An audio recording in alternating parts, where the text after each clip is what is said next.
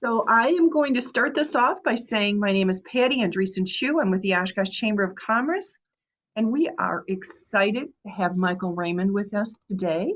And Michael is going to be covering some really important things as far as how to increase your sales, and also incorporating into that. He is also going to do a segment on doing that through video. And the chamber has a special going on right now. So I'm really glad you're here today. We are also going to record this today. So if people can't attend in person, they can stream it and be able to watch this later. And with that, I'm turning it over to Michael, and we're going to open it. The other thing I want to say is, Tom and Kelsey, we're opening it up so that you can participate along with us and ask questions. Michael is okay as he goes along if you want to do that. So you can either chat with me or you can actually ask him a question yourself. So it's up to you. So with that said, take it away, Michael. Oh, thanks for the introduction, Patty. And like Patty said, I mean, this is set up as a focus group, so please feel free to stop me anytime. And actually, I'm going to be asking you questions on, as I go through. There's two strategies I'm going to cover today, and then there's actually at the end I'm going to talk about how video and video marketing is my specialty. So I'm going to talk about specifically how video can be used within these strategies. So I'll be asking you questions because again, this is like a focus group, so I hope that everyone received the information that I had sent to your email last week. Did everybody get the workbook that goes along with this workshop or this webinar? Did you get that, Tom? That's a great question. Let me do a search real quick. Oh, okay. It would have come from the chamber. There was several links, but one of them was a workbook that was attached. And Tom, if you didn't get it, just email me, Patty at OshkoshChamber.com, and I'll be more than happy to send that out to you. Okay, great. Yeah, and if it's fine. I mean, you can use it as kind of a reference for after we go through these things. But the workbook is nice because it provides some spots for you to write and take notes and again, it's all about implementing them into your specific situation. And so today we're going to talk about two strategies, two further ones, and that's how to create a revenue producing drip campaign. And this ties into what we talked about last time with advertising, as far as I gave you a case study example of a psychiatrist where we made some changes to his website and actually created a landing page format for him.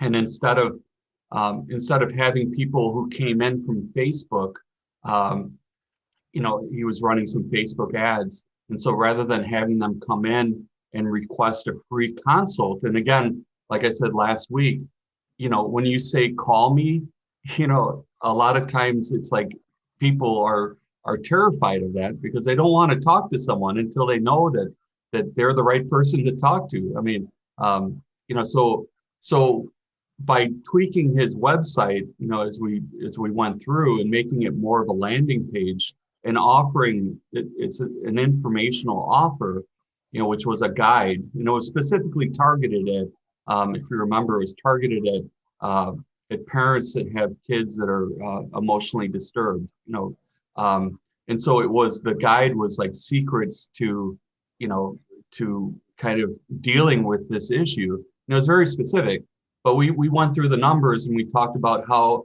there was more people, probably, I think we figured, to stay conservative, we figured that the same number of leads would come into his website, which was 300, but twice more people, 2 times the amount, which was 6 people, would actually request the guide, as opposed to 3 people that would actually want to talk to him right off the bat. And then, the idea here was that, people are more comfortable requesting information where there's zero risk. They didn't have to talk to anybody, and plus they could decide for themselves, is this doctor going to be able to help me? So the ones that went into his funnel then, and we'll talk about that in just a second, but the ones that did not ask, for a consult, that received the guide, and in that guide was a request, request a consult. But the ones that didn't then were put into what's called a drip campaign. Do you currently use any drip campaigns, Tom? I don't know. As far as Okay. social media goes, I've been doing like 3 social media posts a week, and I try and make it different. So like Mondays, I'll do a motivational post, and my company has some stuff that is semi pre, Sure. what's it called? Like approved. Yeah. Like today, Wednesdays, I'll do an informational post. So I'll pick something like Okay. and just post something to give a little bit more information on it. Sure. And Fridays, I do a product highlight kind of thing, which Okay. instead of talking about like home insurance specifically, I'll talk about our new roof discount or something. Oh, I see. Oh, okay. And I know that there's all kinds of regulatory issues with insurance and financial consultants. I mean, so yeah, having pre-approved stuff and all of that, I'm sure. Yeah, most of the Wednesdays and Fridays, I'll do the pre-approved messages, and I can modify them a little bit. It'll tell me if I'm trying to say something that isn't approved, and I'll change it to be something that's better. Sure. So yeah, we go through a party So for like, that yeah, kind of stuff. and so like I was talking about last week, I mean, is there a way, I mean, are you able then to capture their contact information at any point, in that process? I guess if they were to click on something, it'll take Okay. my website. I see.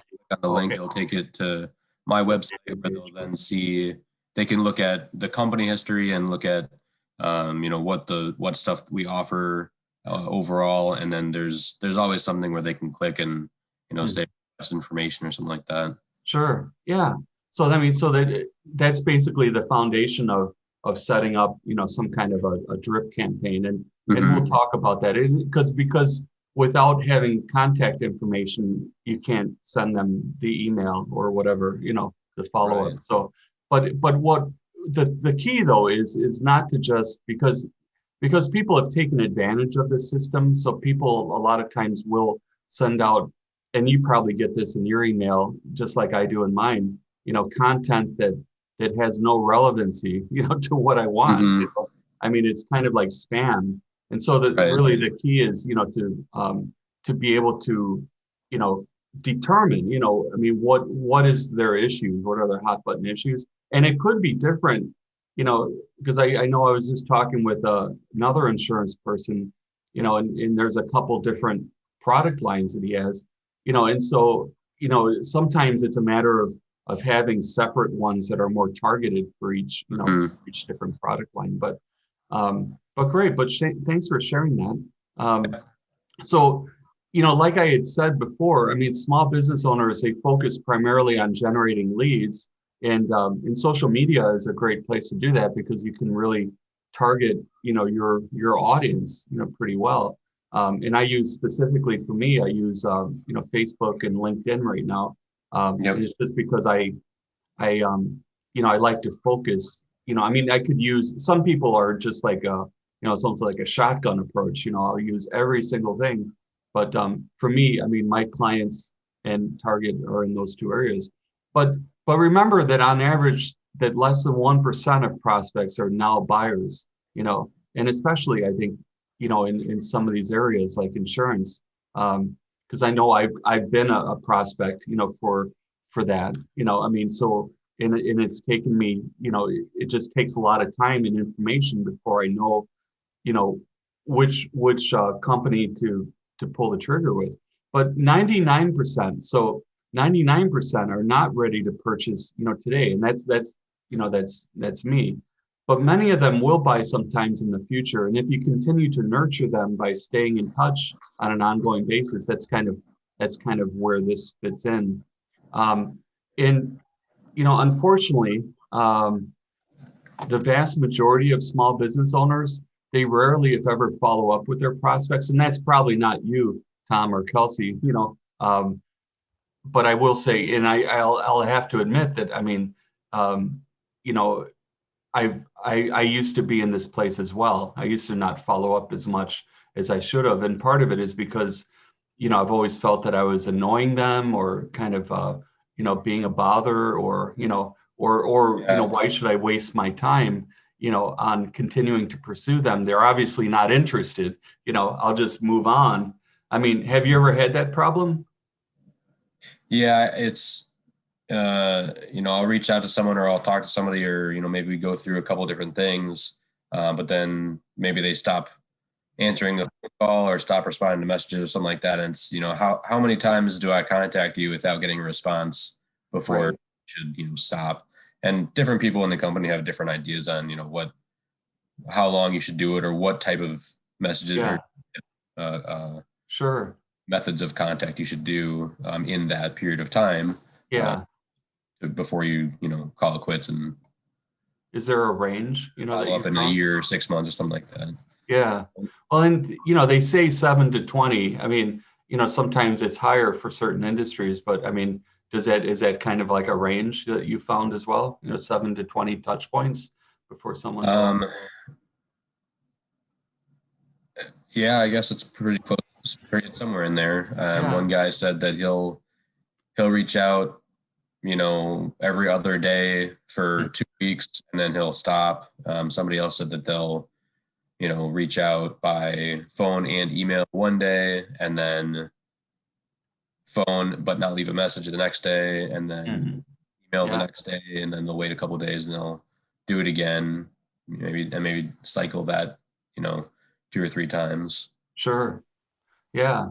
And that's all, pretty standard of what people are doing. I mean, one of the new ones I heard, which I thought was kind of interesting, because the idea, and this is what the drip campaign is kind of more of an indirect method, so, the idea is it's kind of like when you send an email and you say, hey, check out this article. I thought you might be interested, and then you give them a link, so it's kind of like you're not being overt, about, hey, are you gonna buy insurance yet? Or, it's kind of Mhm. like you're indirectly providing some information of value to them, that might help them.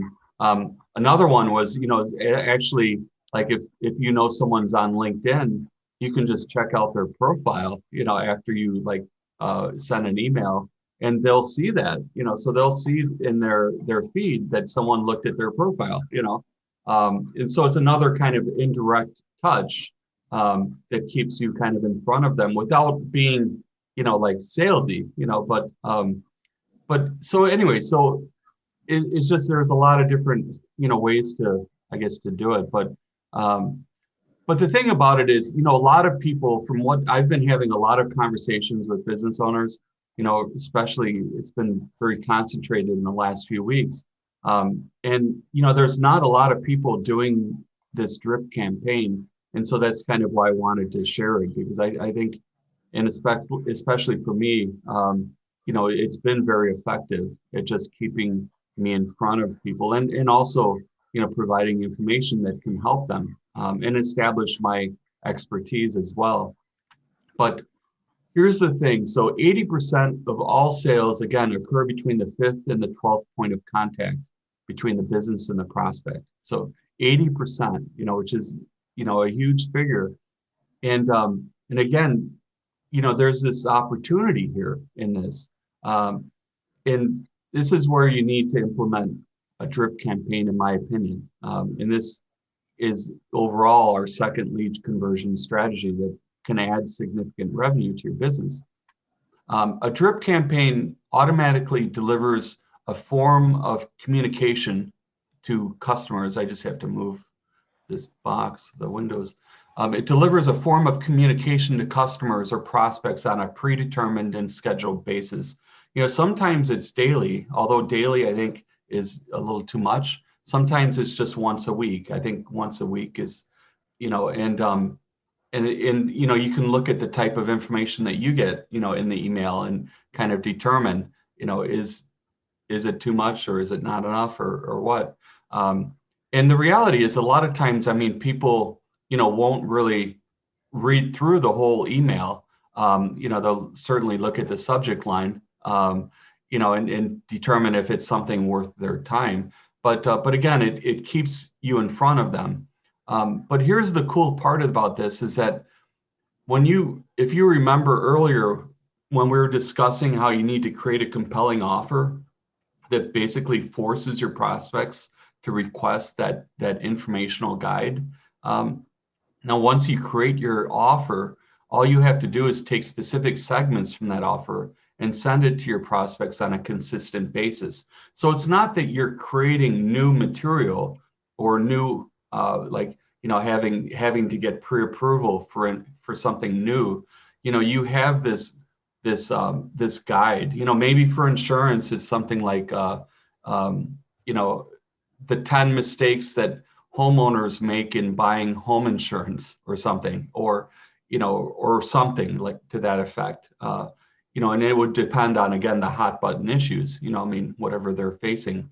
But the idea is that once you create that guide, and this goes back to that psychiatrist where, people are opting in on his landing page, for some type of solution, so all of your Facebook marketing and all of your other marketing would come back to this landing page. They would opt into this guide. But again, once you have that guide created, then you break it down. So each of those 10 mistakes then can be used as a separate, message in a drip campaign. Does that make sense? Yeah. Okay. So you don't have to do any more work. And actually, as far as regulatory goes, I think that once you have that approved, or maybe it is something that is also provided to you, that's pre-approved because the company made it, I don't know. Yeah, we do have something where we can do that. We can, I haven't actually looked a whole lot into it just yet, because I feel like, just with all the things that trying to learn and do, there's Sure. so much of the day that gets congealed into trying to do something where other things get pushed aside. But I know that Right. there is something that I could do to send out emails to people on a regular basis. We do like I don't even know what to describe it as, but there's a variety of things that we can do to that effect. Sure. Haven't looked into it enough. Yeah. And how about you, Kelsey? I know that I don't know if you're available or not, but have you done any work with drip campaigns at all, in your business or? And Kelsey, you're going to need, there you go. I was going to say, you Hi, need to Kelsey. unmute. Can you hear me? Yeah. Can you guys hear me? you, Okay, Kelsey. perfect. Yeah. Okay. So we don't, I guess, necessarily have something, as I mentioned, like on our website where, the customer necessarily gets something free or something like that. We do have a resource tab that allows them to view various resources that help as far as signage goes. And then beyond that, we have, the web link that will lead to where they can request like a meeting with a sales or a sign consultant, and then that consultant will meet with the customer on site, kind of have a conversation about maybe what they're looking for. From there, we put together a proposal. I typically will follow up with the customer probably just a couple days after they receive the proposal, just to make sure they actually received it, see if they have any questions. And then from there, we do some follow-ups and just make sure that, if they have a date that they want us to follow up on, whether it be because, they're building or something like that, I put that in my calendar so I can follow up. As far as going into necessarily like a drip campaign, I don't, I guess, have something that we typically spend customers on a regular basis. I tried to do something like at the end of the year that just says, hey, we're still here, especially during COVID with the shutdown. I sent customers an email just saying, we are still open for any of your needs, and we are helping with the situation by producing COVID protection shield barriers, things like that. So, but we don't have anything set up specifically, as you kind of listed out. Yeah. So. Yeah. So again, it's kind of, and thanks for sharing, Kelsey. I mean, again, it's kind of an opportunity, here, and especially I think if you are, you know, in a field that's related to COVID, where things are always changing, and there's new, things as far as new ways to protect yourself or with shields or whatever. It's, I think in general, it'd be a good opportunity to be able to provide information kind of consistently, just in order to keep, well, I guess you're, continuing to provide valuable information that people can use, but also to keep them in front of you instead of just at the end of the year or once a month or whatever. And the thing about the drip campaign is it's all automatic. So that's the one thing, is that, once you set it up, it automatically, it kind of, it starts off with them opting into some kind of guide, and then once they do that, then, they're giving consent for you to send them, continuing information. But, oh, we have a hand up here. So That would be me. See, I'm trying to be There you go. virtually correct. look at you. It's really hard for me. I So- love that. So my question is, Mhm. what are some, and because nonprofit and smaller businesses are always looking for, not that large ones Sure. aren't, but Yeah. a very value-driven, low resource. I Mhm. like the idea that it's automatic, Yeah. but what software programs are out there that would allow us to do that are not really expensive? Yeah, I use, and I'm in that boat. I don't want to spend a lot of money on subscriptions, and so, and that's a great question.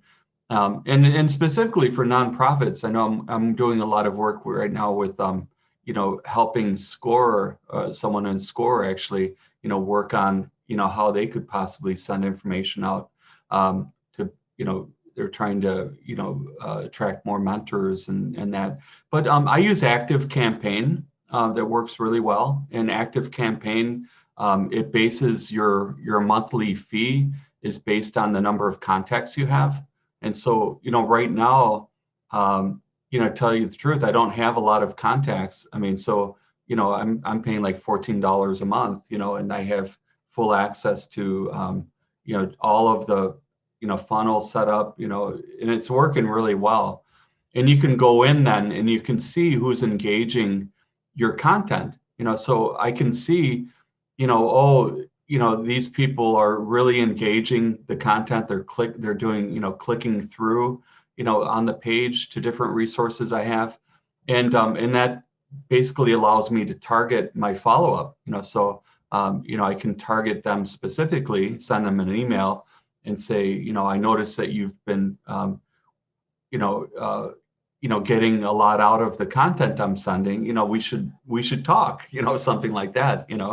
But I've also used HubSpot in the past. I mean, HubSpot is a larger one. They have different levels. I have a free version of HubSpot. I use it as my CRM.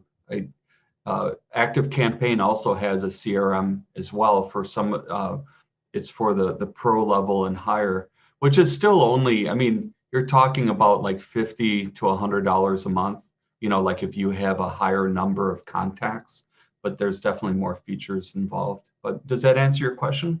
Yes, it does. Absolutely. Thank you. Sure. I just so you know, I wrote both of those names down.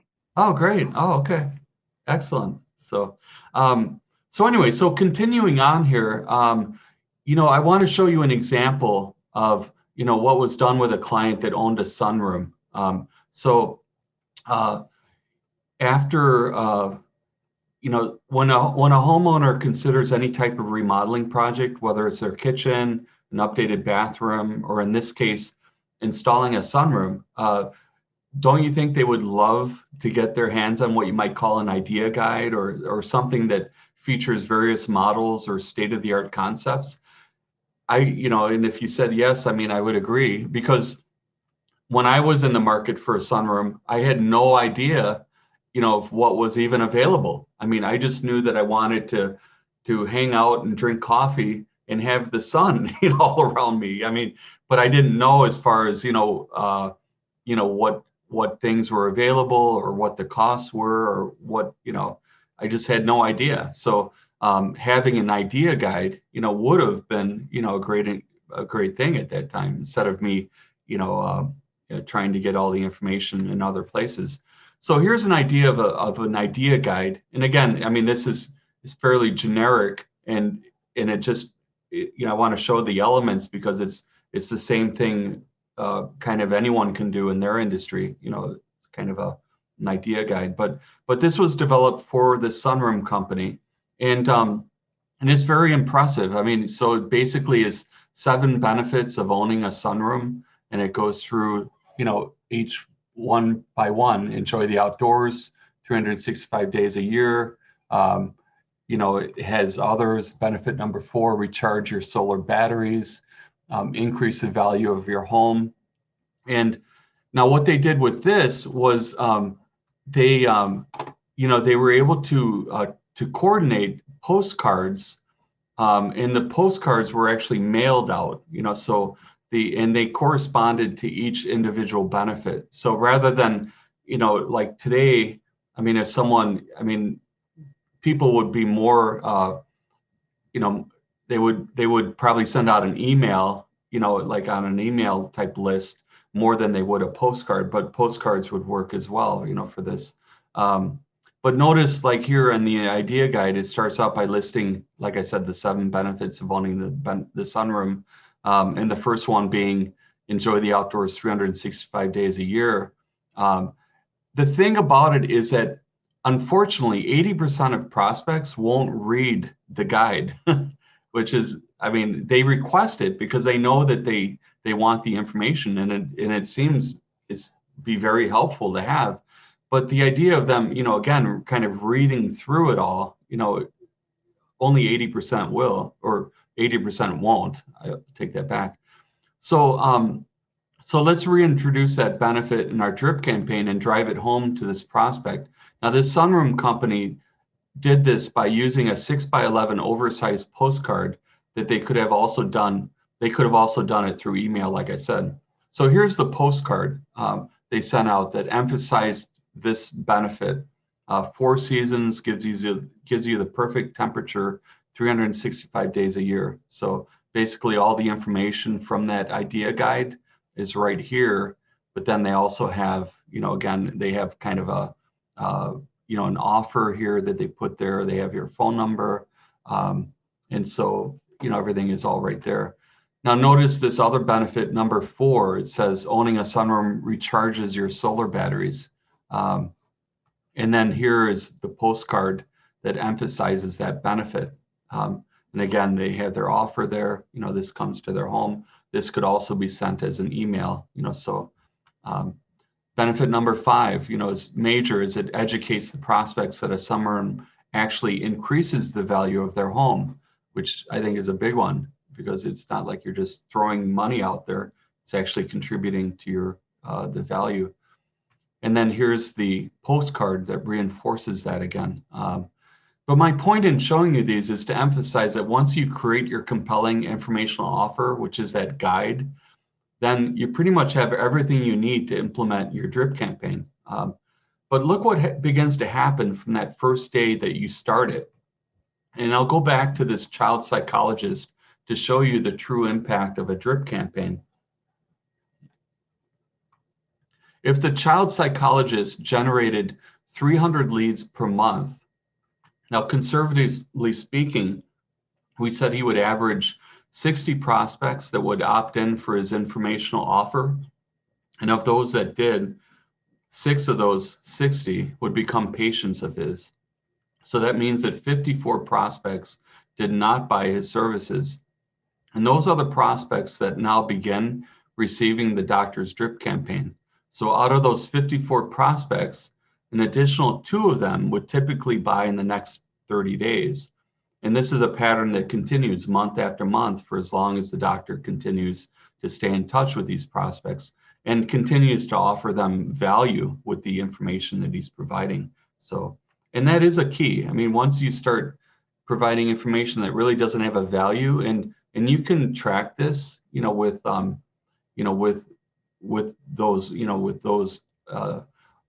platforms like ActiveCampaign or HubSpot, you can track the number of people that are actually opening the email, or in even clicking through. So once you start to become aware that that your emails and your information is not showing value, then you need to change some things up. But every month for this doctor, 54 new prospects, they go into the top of this doctor's funnel, and 2 additional sales per 54 continues to be delivered from the bottom of the funnel. So here's what the numbers look like over the first year. Starting here, I mean, it just is, when we talk about exponential growth, I mean, this is a good example of it. So at the end of year 1, the doctor will have generated 3,600 new prospects and 72 new clients through his landing page. But then the doctor produced a staggering 156 new paid clients through his drip campaign, and that's just year 1. So you can kind of see again how this, when you set this on kind of an automated process, it just continues to produce results, and you can adjust it and tweak it depending again on performance. And again, if you see that the emails that you're sending are not providing value, then you just change it up. So this growth pattern continues year after year for as long as the doctor maintains his sales process. But here's the problem. By month 12 of year 1, the doctor is generating 30 new patients every month. Now, do you think that this number is something the doctor can handle logistically? I mean, if you said no, I mean, I would say that you're right, because by himself, I mean, he has a certain ceiling, I guess, if you will. There's a limit on the number of patients that he can reasonably handle, and when that number is reached, this doctor can literally stop all lead generation efforts and let his drip campaign continue to produce additional patients far into the future. So it is kind of like a faucet. So he can turn it off, but he can also, continue, providing information and doing lead generation. But let's calculate how this strategy will conservatively impact your business. And again, we've kind of talked a little bit about some different things. So if I can have you use your imagination a little bit, so like if for instance, remember we were talking about 80% of sales take place after 5 to 12 points of contact.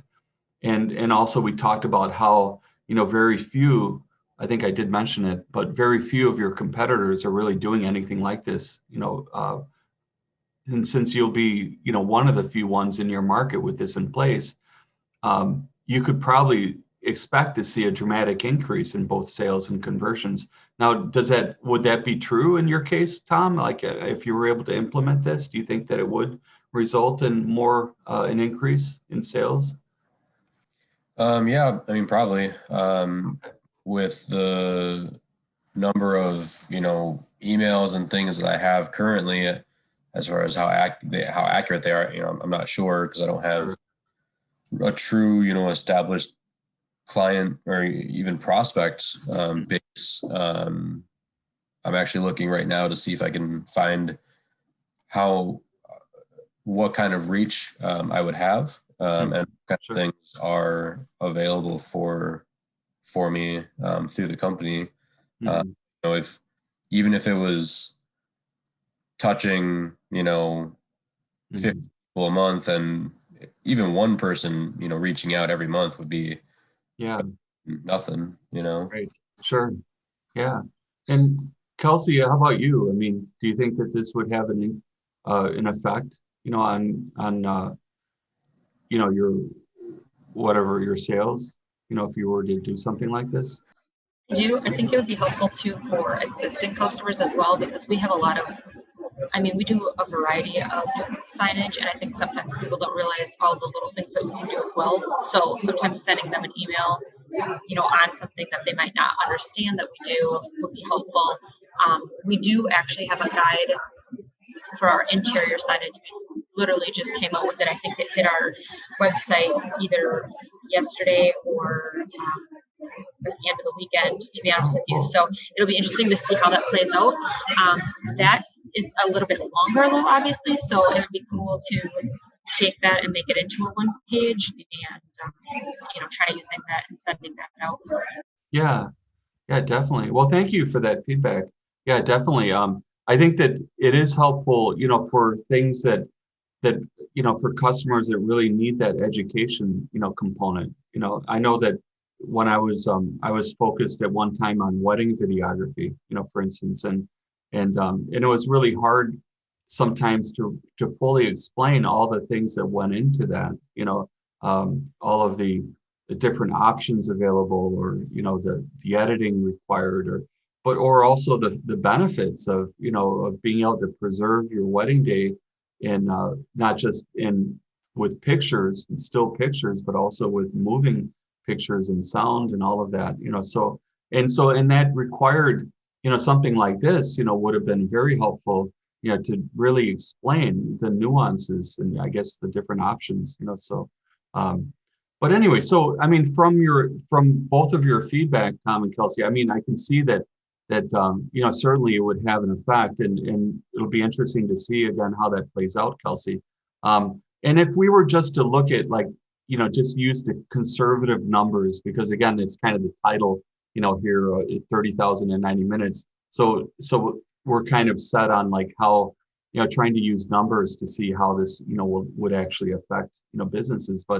But if your sales revenue, say it was 100,000 last year, and say like as Tom had mentioned, I mean, if you were just to get one new customer per month, depending on revenue and what you're selling and all of that, I mean, you could probably, as a conservative figure, I mean, you could say that probably 10% of the total of your revenue, you could increase your revenue 10% with a drip campaign. It wouldn't be, that would be a conservative number.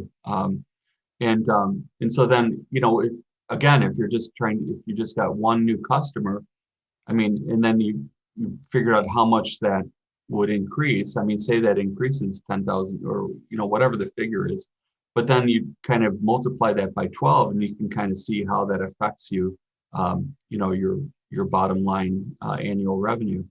And it's exciting. I mean, and that's the point of it, is that, some of these strategies, I mean, you can put in place, and it's almost like they become like a predictable type system. That if you're sending out so many, I mean, we know all of the statistics. I mean, if you're sending out so many emails, there's a certain percentage, and you can track this for yourself actually and figure out what your percentages are. But you can figure out how many people are going to be, reading and opening the email, how many, what the percentage of people that are clicking through, how many people out of that are going to actually request a consult, and how many of those people are going to be converted. So you can come up with numbers, and then with that, I mean, you can adjust depending on how many new clients you want, basically, so it's all about having, a predictable system. And I guess that's the point I'm trying to make, is that, there's this sense of predictability, which is, it's kind of cool about it.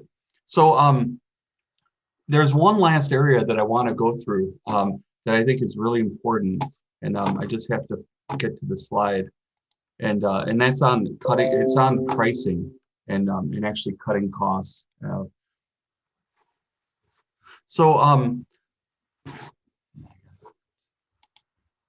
Sorry, I had these two different monitors to manage. So how to cut costs and unnecessary expenses, and this is the final profit formula component that we were talking about, those 5 different the 5-step profit formula in the beginning. And so this is the final component of it, which is more profit. I'll kind of run through these slides, but there's 2 major ways to increase your overall profitability, to increase revenue or to decrease your cost of doing business. And I want to discuss increasing your profitability first.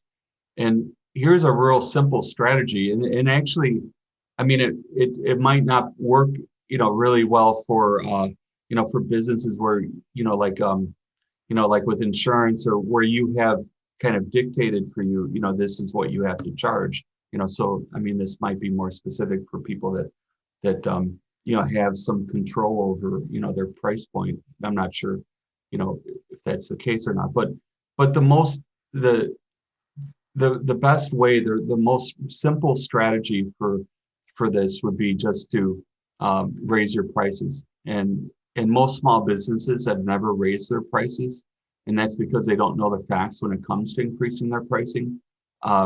And before I move forward, this might not be, I mean, Tom, is this something that you have any control over, or are you pretty much, I mean, are your prices for what you provide pretty much dictated, by? Yeah, I mean, when it comes to insurance, the premiums that we come up with are dictated by much Okay.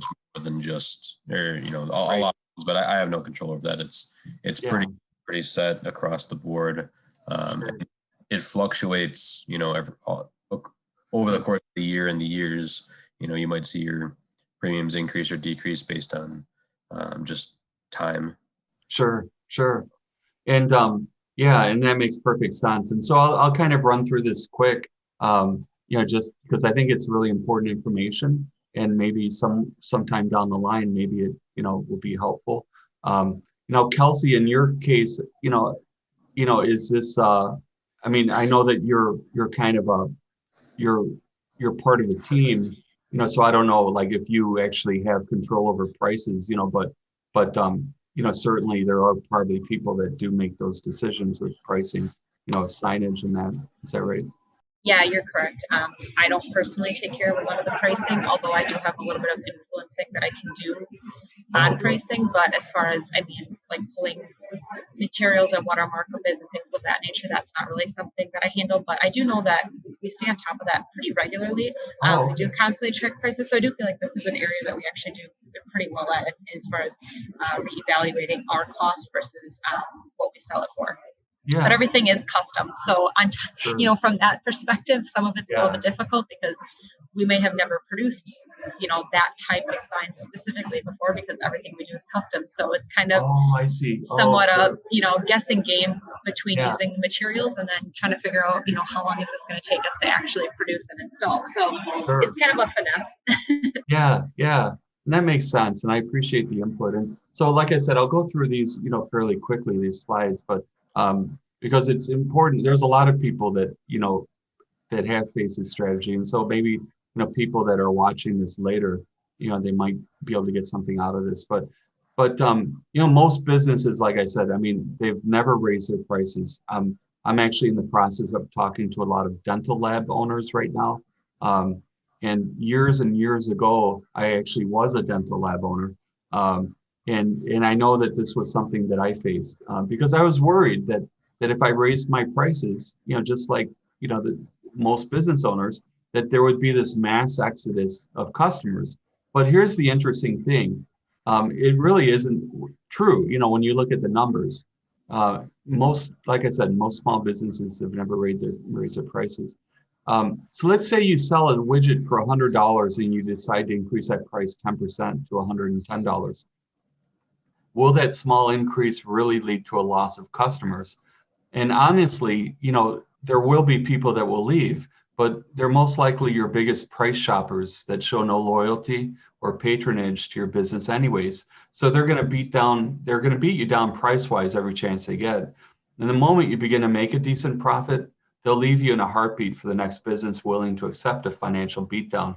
And maybe in the case of insurance, it's a matter of,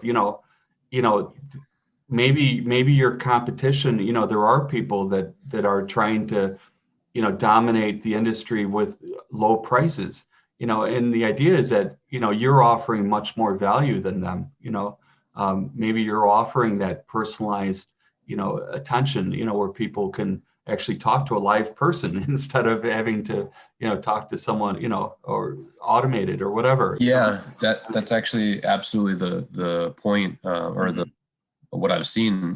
We really try and be more than just, somebody over the phone. Like we're not going to quote you over the phone. We want to sit down and talk to you, and we want to get a bigger picture of your situation, because we want to make sure that we're giving you the best quality for what you're doing. And oftentimes I have seen that we come in a little bit higher, but there's that value of you're meeting with us, if you had me as your agent, everything about your policies, and you knew, or you would know who you're going to talk to anytime you have a question. You're going to call directly, not the customer care center, or not the hotline or something, who put you on hold for 3 hours and then you'll talk to 15 different people. Talk to me every single time. Yeah, exactly. And there's definitely value in that, exactly. So, and that's all, that all factors into your market dominating position, as we were talking about, and it needs to be that MVP or unique selling proposition. It needs to be something other than price, and it can be very simply. But so even if you did have a few people that did, leave, and had some customer attrition, if you raised your prices, I mean, really looking at the numbers, it's not that much. And so, here's an example. So the idea here is more profits. So the business is now making an additional $10. So they've raised their prices to $110. And all of this is pure profit. But right there, that's a 33% profit increase. And for this business to make $1,000 in profit selling their widgets at $100 each, they need to sell 33.3 widgets. But by increasing their price 10%, they only need to sell 25 widgets. So I've come into contact, like for instance, with a lot of dental lab owners that are starting to get so many clients, they can't handle anymore. But then again, also they haven't increased their prices, either as well. So losing a few customers in raising their prices isn't actually a bad thing for them, because then they'll be able to, provide more service and provide more value to their existing clients. But this means, just to break even, this business that we're talking about would have to lose 25% of its customers over a measly 10% price increase. And that simply isn't going to happen. Of course, we need to perform a thorough price analysis on your business and determine, what the most lucrative price increase would be for you. But this is definitely a strategy that I recommend to those small business clients that do have control over their prices. There's simply really no faster or easier way to generate additional revenue than increasing prices. But here's the option too, and that's to decrease your costs of doing business. And one of the best ways to do this is to cut your labor costs. And I'm seeing that people are probably throwing tomatoes at me. So,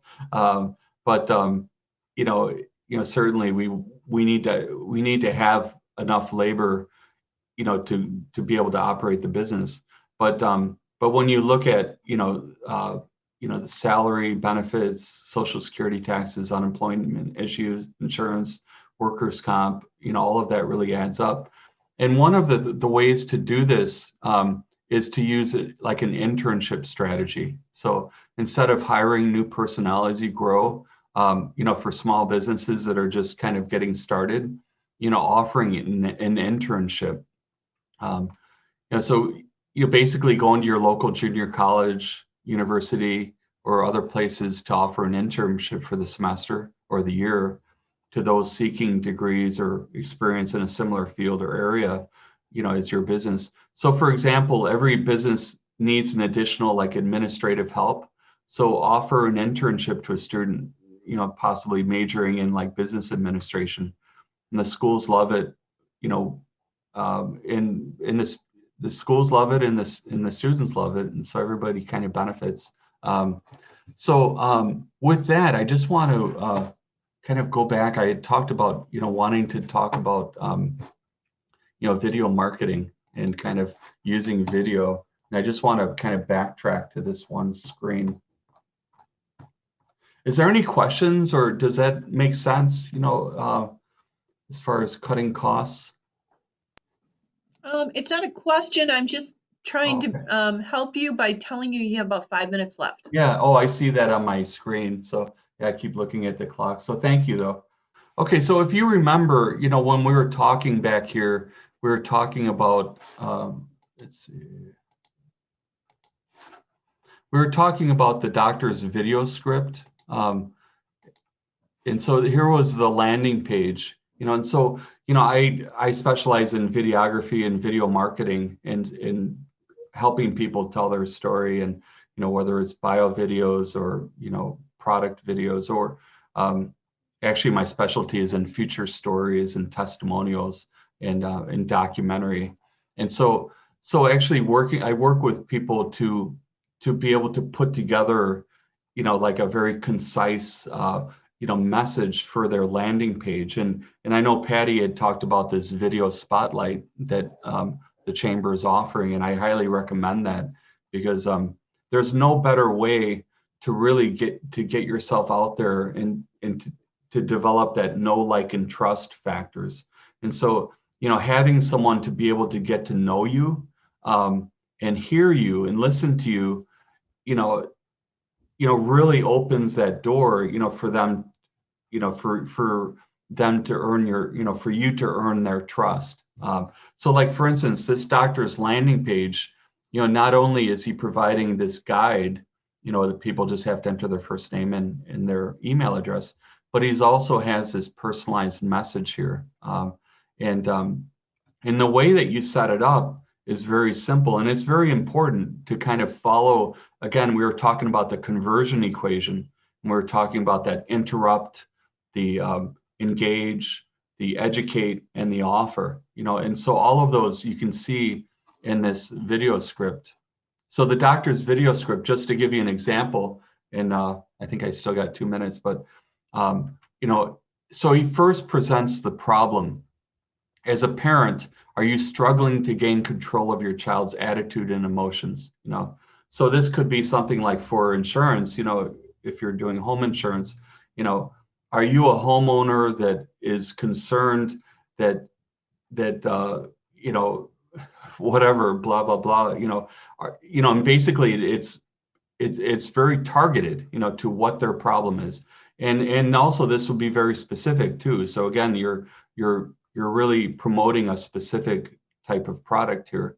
And then you further get into it. Is your child yelling and screaming at you while often displaying a belligerent, sometimes threatening tone that no matter what you do or try, you just can't seem to get it under control? So again, you're kind of expounding on that, and then here's where you introduce yourself. So this is a common mistake that I see, and it's something that I have just kind of changed around. But so you lead off with the problem, and then, and you also introduce a little bit, of the solution, but then you introduce yourself, because people, again, you have like I do a whole webinar on this, but you have 3 to 5 seconds to attract someone's attention, to interrupt. And so you introduce yourself then here, and then this is the offer. So enter your first name and email in the box to the right. I'll send you a series of 60-second techniques that will immediately restore peace and quiet in your home. So, anyway, so if you would like to, to set up, a time, I'll work with you and consult with you, and kind of help you develop a script, that you can do for the video spotlight for the chamber. Then all you need to do is, you can just email me, and my email address is mraymond@imagineroad.com, or you can contact me through my website, which is simply imagineroad.com. Well, thank you very much. Yeah, I thank you for your time. I'm sorry, I probably went over, because it's well, no, we're still okay, at least according to my clock. Tom and Kelsey, I want to extend out what was chatted with as far as, or discussed as far as, the member spotlight. So we just launched as of this Monday. And at this point, it's complimentary. I will be looking at putting this package together and monetizing it after a point. But right now, if you want to get on board, if you go to the chamber site, under the join section, there is a new page called Video Member Spotlights. And if you are interested, if your company's interested, all you have to do is create a 1-minute video in there about your company. And I'm keeping it to 1 minute for a couple reasons. One, people really look for things to be short and hard hitting right now. So it's to your benefit. And then the second reason is I want to be able to share it on social media. And so that is kind of the sweet spot, as I've been told, to hit is 1 minute. Within that, you have an opportunity to showcase your company and then answer the one question, why are you chamber members? We take that, and just as we've done in the past, not only is it on the website, but then it's also housed within the monthly e-newsletter, spotlight section, and you can put copy in there about your company. And then I also will share it out. We'll share it out on Facebook as well as LinkedIn, and it also goes into the weekly e-newsletter. So it's a real value, and perhaps our presenter could share a little bit about the value of video in communicating your business. Yeah, definitely. One of the biggest statistics for video is that it increases conversions on your website or landing page up to 80%. So by just having a video on your landing page or website, you can increase the number of people that are going to click through.